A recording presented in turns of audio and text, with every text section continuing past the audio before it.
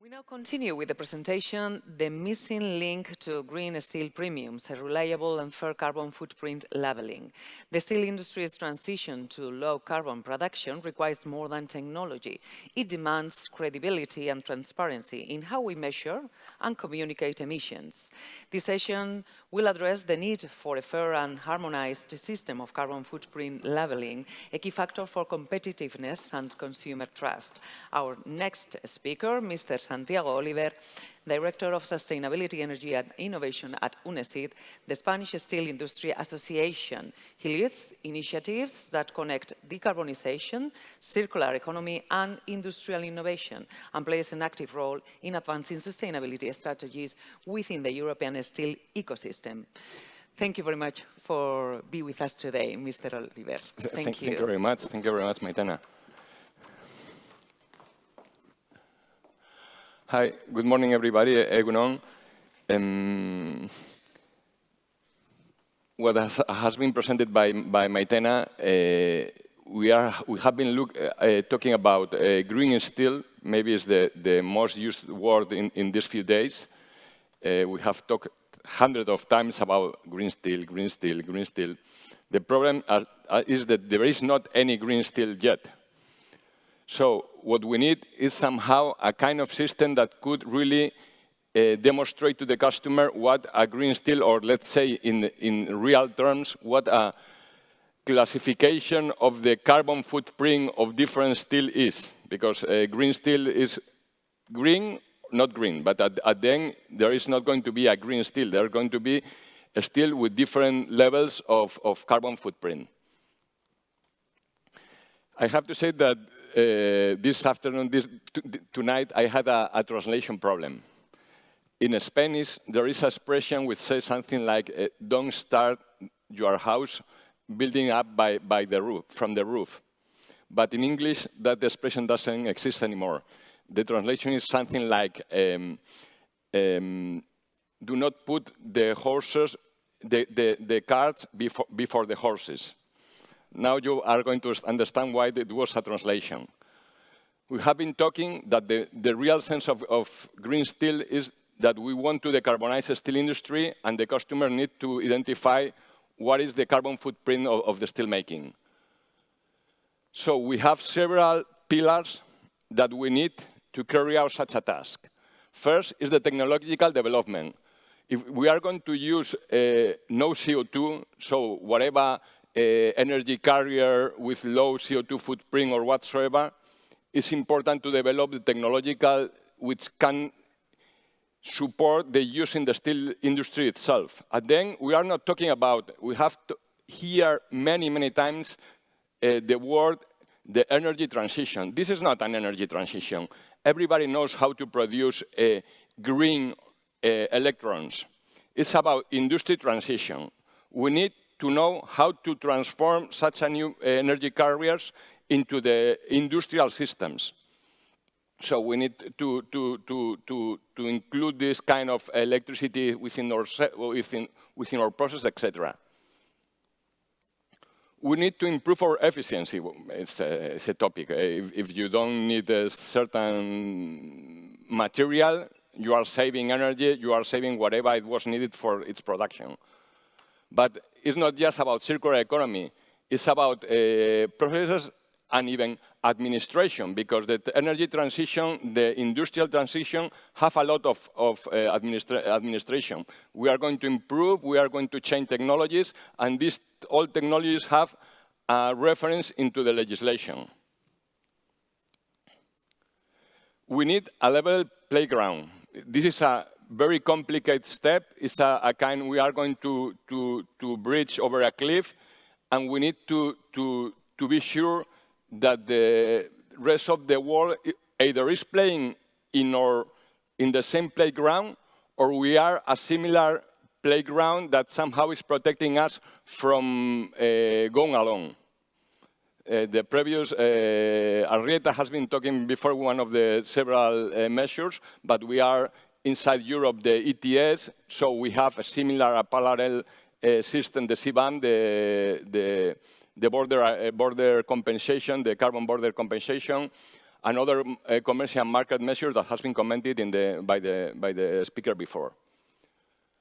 This is the last pillar.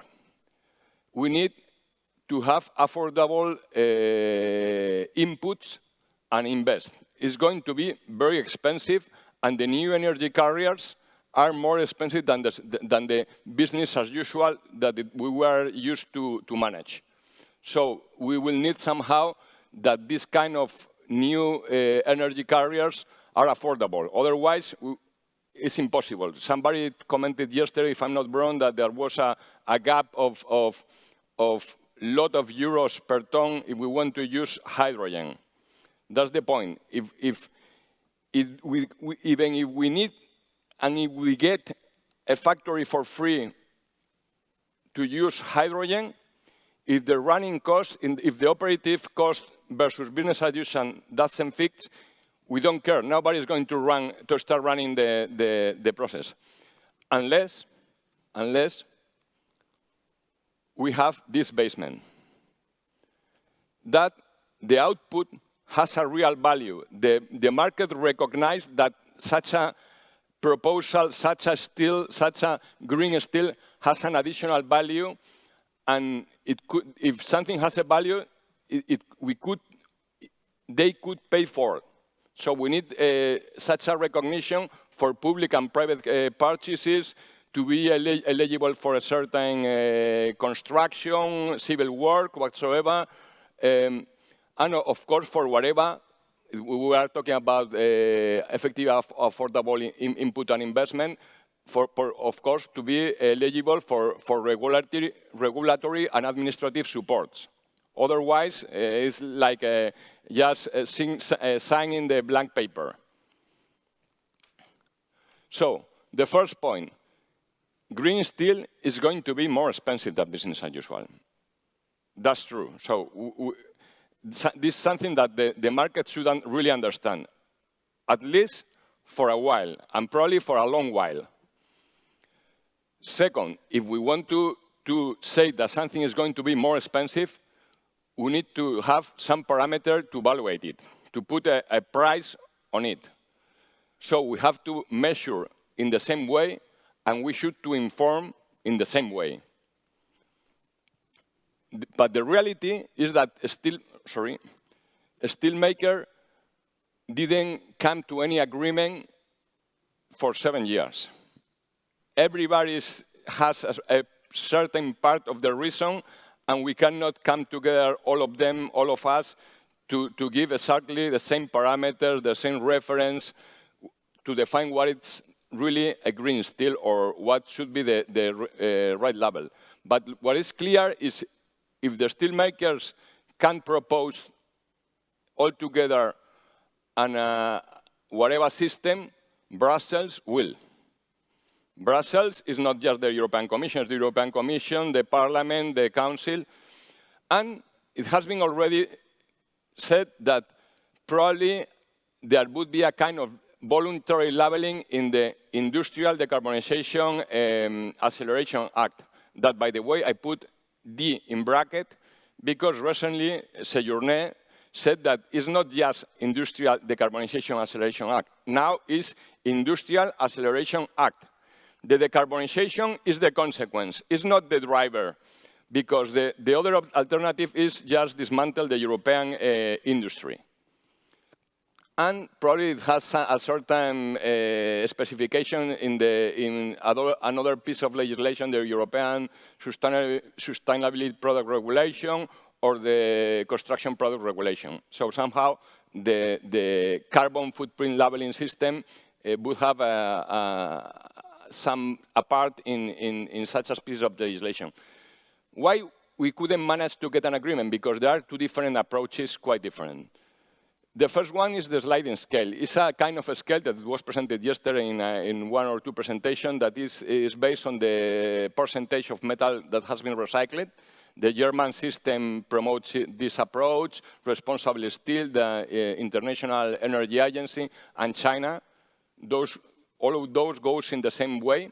And the other, quite different, is don't talk me about what is the sliding scale, give me what is your actual carbon footprint.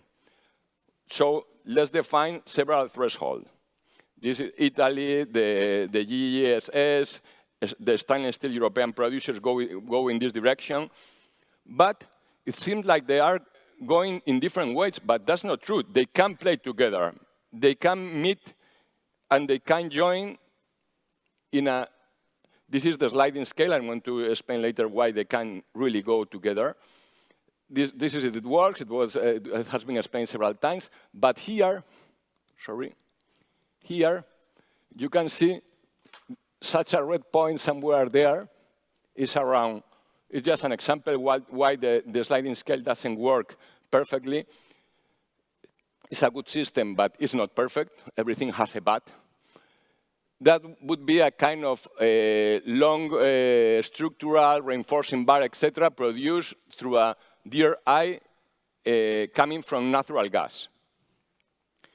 The carbon footprint is around 1.5 million. And this point would be the same steel produced in Europe, which is almost produced entirely through the recycling route, something like 500 tons, 3 times less. So would we define a system that put in the same level one with 1.5 tons per ton of hot rolled steel with one third of that? It doesn't make too much sense. It's really that the sliding scale support technological changes, investment, and whatever improve when you need to produce from mineral. But it produces such a secondary effect. So it doesn't fit when a certain kind of steel is massively produced in Europe through the recycling route. So we think that they don't have to go one against the other. They can use the sliding scale for those cases where there is a real massive production in Europe through iron ore, and the other one, the pure carbon footprint for those cases where these steels are basically produced in Europe through the recycling route. So, and we have, this is an explanation, you are going to have the slide, you don't need to read it everything.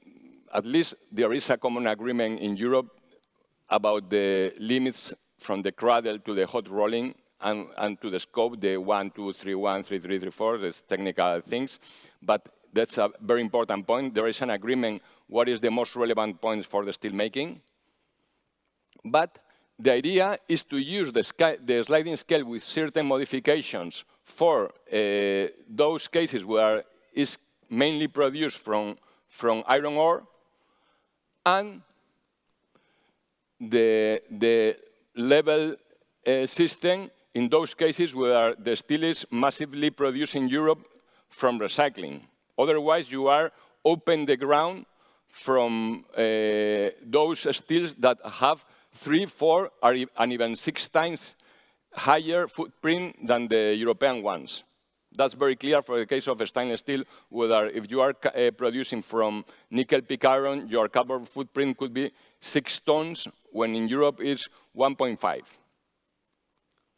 This is the same. The advantage is that the mixed system that we are proposing is based in the taxonomy principle, so it's already a piece of legislation existing in Europe. And what we want is to give to the customer all the information. So you will receive with your steel one label where you have included all the production carbon footprint. You can reduce your carbon footprint with an offsetting system. The offsetting system is already approved in the European Union for many things. So you can reduce your carbon footprint by using, I wouldn't say by using, I would say by annihilate ETS allowances. So you are not going to use them, you are just going to cancel them. Guarantee of origin in case of electricity, guarantee of origin and proof of sustainability in case of using gases, renewables, biomass, etc. All those systems are already in place in Europe. And elimination certificates that are not still developed yet, are under development in the European Union, that are supposed to be used for carbon capture and sequestration, mineralization of biomass, and all these kind of things that are supposed to mineralize carbon. So the customer has all the information in front of them, and they can decide what is the real parameter they want to base their purchase in. So if we don't get an agreement, somebody will do for us. I think it's not a good solution. So the value of the future of decarbonized steel is forged now. If we are going to do nothing, somebody will do for us. So it's not going to be the solution. In any case, none of the solution, none of the labeling is going to be perfect for everybody. That's clear. So there is not, you cannot be perfect in all the pictures. So a good labeling would be a good voice for us in the market. We are proposing a robust, transparent, flexible, and reasonable ORS system. As I said, no one is going to be perfect for everybody.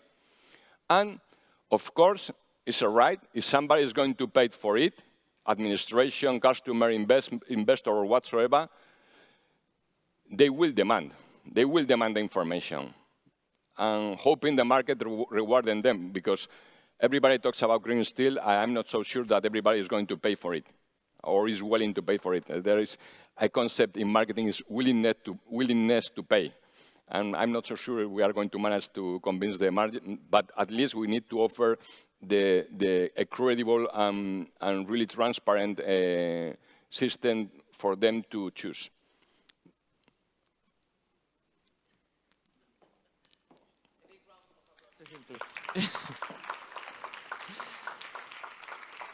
Thank you very much, Mr. Oliver. We have some questions for you.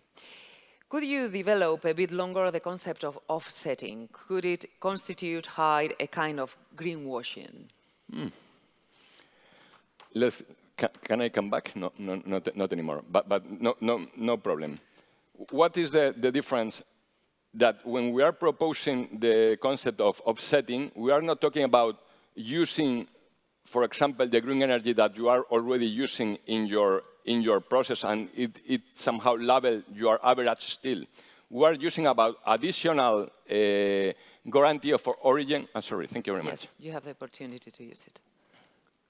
We are talking about using additional guarantee of origin for a customer to send them a specific batch of steel which has been canceled, all of them, but is in additional to the, let's say, to the level of the company or the level of the process of the specific kind of steel that they are producing. So it's in addition, and it's canceling. It's not accounting. Okay, let's do the next one. What would it be applied downstreams in a further processing? Cold rolling, heat treatments, coatings, etc. So this is like, there is a joke that somebody is looking for the enemies to come. And he's from the tower, and somebody tell him, oh, how many people is coming? The enemies, 1,001. How is possible 1,001? This coming one before and 1,000 more or less before. But that's exactly, if most of the carbon footprint is in the iron making and steel making and hot rolling, it doesn't make any sense that somebody could label their product, let's say a coated steel, as green by buying in a previous step a hot rolling coil with 3 tons of carbon footprint per ton of steel. So it's like, let's say, 3 tons plus 50 kilograms, but it says it's green. So somehow you irritate the previous steps, and then you labeling in before of, let's say, you label based on the basic labeling. So you can add your footprint, but you need to add that point, the previous step, that is where the most of the footprint is. Thank you. Which granularity of the production data is needed? It is one of these difficulties that could arise. But it depends on how many families you are producing. Families, let's say, I didn't talk about that, it's a concept that they say they are kind of steel that somehow have a similar emission profiles. So it's something that needs to be agreed among all the European producers. But then, for example, if you are just producing carbon steel, long carbon steel, probably you could even just manage just one family, because the difference between producing a rebars of a certain diameter on a larger one, you are talking about difference in kilograms per ton of steel. So if you are producing very few products, your granularity would be very low, even it could be just the entire factory divided by your tons. But if you are producing a lot of specific steel, you need to see what are the differences between the different families, and you need to be able to differentiate your consumption, your input, your outputs for those kind of quite similar emission profile steels. This is related with the before one. Is it suitable for imported steel? Yes, of course. It's like in the previous case, you are heritating the labeling of the previous step. So somebody can give all the information to be able to give the labeling for their basic steel. Is more or less at the same. Is the same information that is going to be handled in the CBAM by the importers. So there is nothing new. It's the same information for the importers. They will give the granularity of the steel which is going to be sent to Europe to be buy here. So the same information can be used for this. Mm-hmm. And the last one, during your presentation, you have referred to steel families, but what family means in practice? Somehow I explained it before. So it's, if you see your profile of products, you will see that quite often many of your products emits more or less the same. When I said more or less the same, is that somehow everybody would need to agree that certain differences will be produced for every specific steel. But let's say, for example, I guess that the emission profile of a stainless steel with 18 chromium, 8 nickel is going to be quite similar to the 1810. But of course, the 1810 would have a slightly higher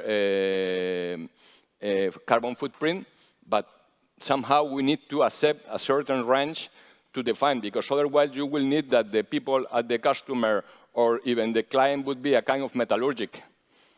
And that's not going to be possible. Everybody would lie. We could think that the people understand at the board there are the custom that it's perfect. They know about steel even more than us, but that's not the truth.